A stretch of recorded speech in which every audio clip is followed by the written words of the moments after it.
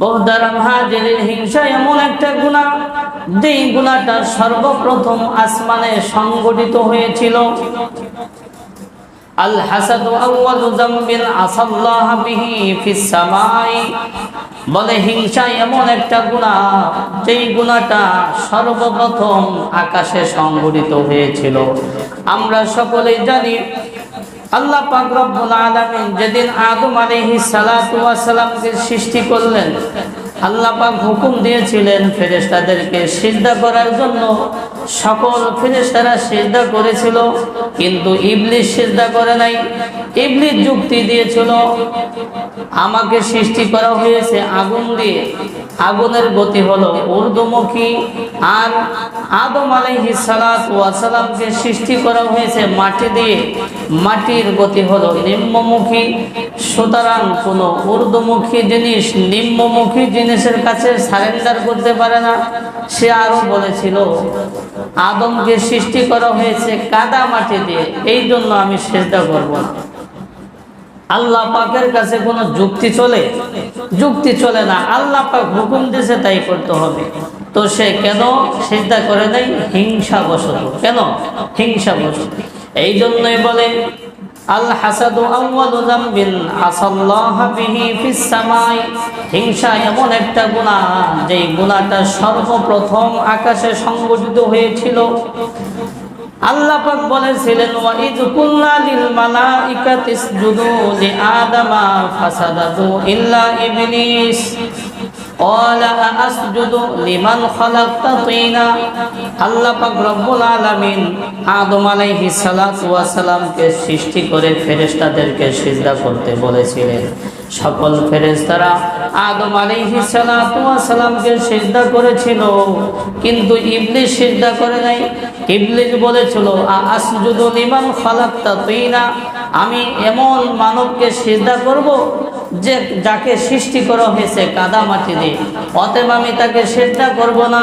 সে আরো বলেছিল, ক্বালা আরাআইতাকা হাযাল্লাযী কাররামতা আলাইয়া লা ইন আখরতানি ইলা ইয়াউমিল কিয়ামা লা আহতানিকান্না যুররিয়াতাহু ইল্লা কলিলা। ইবলিস আরো বলেছিল, এই ব্যক্তি যাকে আমার উপর সম্মানিত করা হয়েছে, ইয়া রব্বুল আলামিন, যদি আপনি কিয়ামত পর্যন্ত আমার হায়াতকে দীর্ঘায়িত করেন, তাহলে আমি বনি আদম অর্থাৎ আদম আলাইহিস সালাতু ওয়াস সালামের বংশধর সকলকে আমি পথভ্রষ্ট করে ফেলব, ইল্লা, তবে কিছু সংখ্যক ছাড়া। তো এই শপথ ইবলিস কি করছে? নিছে। আর কিয়ামত পর্যন্ত হায়াত আল্লাহ তাআলার কাছে চেয়ে নিয়েছেন যে সে চেষ্টা করেই যাবে এই আদমের বংশকে পথভ্রষ্ট করার জন্য। আবার সে বলছে, আমি অধিকাংশ লোককে আমি পথভ্রষ্ট করে ফেলবো, ইল্লা, অল্প কিছু সংখ্যক ছাড়া। এই জন্য অন্তরকে ফ্রেশ রাখতে হবে। যাই হোক, বলতেছিলাম হিংসা এমন একটা গুনাহ যেটা সর্বপ্রথম করেছিল ইবলিস।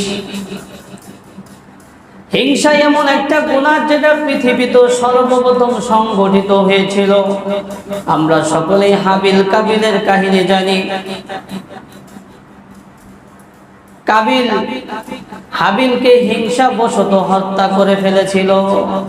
কাবিল বলেছিল, ক্বালা লা আকুতুলান্নাকা, কাবিল হাবিলকে বলেছিল, আমি অবশ্যই তোমাকে হত্যা করে ফেলবো। কেন? কাহিনী কি? হত্যা করতে কেন চেয়েছেন? সুন্দরী স্ত্রী নিয়ে তাদের দ্বন্দ্ব হয়েছিল। আমরা সকলেই জানি আদম আলাইহিস সালাতু ওয়াস সালামের সন্তান আল্লাহ পাক দিতেন জোড়ায় জোড়ায়। একসাথে একটা কন্যা সন্তান, একটা ছেলে সন্তান দান করতেন। আবার পরবর্তী বছর একজন কন্যা সন্তান, ছেলে সন্তান দান করতেন। ওই সময়ের শরীয়ত ছিল, আগের বছর যে সন্তানটা জন্মগ্রহণ করেছে, পরের বছর যে সন্তানটা জন্মগ্রহণ করেছে, তাদের সাথে পরস্পর বিবাহ বৈধ। একই বছর যে ছেলে মেয়ে জন্মগ্রহণ করেছে, তাদের সাথে পরস্পর বিবাহ হারাম। সেই ধারাবাহিকতায় কাবিলের ভাগ্যে জোটে পরবর্তী বছর যেই কন্যা সন্তান জন্মগ্রহণ করেছিলেন সেই মেয়েটি ছিল কালো। সেই মেয়েটি কি ছিল? কালো। সে রাজি না, সে কালো মেয়েকে বিবাহ করবে না, সে তার সাথে যেই মেয়ে জন্মগ্রহণ করেছে তাকেই বিবাহ করবে। এটা বিধান ছিল না। তো সে এক পর্যায়ে হিংসাবশত তার ভাই হাবিলকে হত্যা করে ফেলল। সুন্দরীর প্রতি আকর্ষণ পৃথিবীর শুরুলগ্ন থেকেই কি চলে আসছে। বর্তমানেও একটা ছেলে যতই কালো হোক, সে যখন বিবাহ করার ইচ্ছা করে সে সুন্দরী মেয়ে খুঁজতে থাকে। আবার একটা মেয়ে যতই কালো হোক, সে সবসময় তার একটা ইচ্ছা আকাঙ্ক্ষা থাকে একটা সুন্দর স্বামী। শুধু সুন্দর তলব করলেই চলবে না, সুন্দর তলব করতে হবে চারটা দিক। হাদিসের মধ্যে আসছে চারটা দিক দেখে বিবাহ করতে পারবে। আল হুসন, 1 নম্বর সৌন্দর্য। আল মাল, 2 নম্বর ধন সম্পদ। আর নসব, 3 নম্বর বংশ। 4 নম্বর হইল আর দ্বীন, দ্বীন ধর্ম। এরপর হাদিসের শেষ অংশে রয়েছে ফাসফার বিদাতিদ দ্বীন। তবে এই চারটার মধ্যে দ্বীনকে প্রাধান্য অগ্রাধিকার দিতে হবে। বোঝা যাচ্ছে? চারটা দিক দেখে বিবাহ করতে হবে: সৌন্দর্য, ধন সম্পদ, বংশ এবং দ্বীন ধর্ম। এরপর হাদিসের শেষে যেটা আছে ফাসফার বিদাতিদ দ্বীন, এই চারটার মধ্যে দ্বীনকে অগ্রাধিকার দিতে হবে। বোঝাচ্ছে?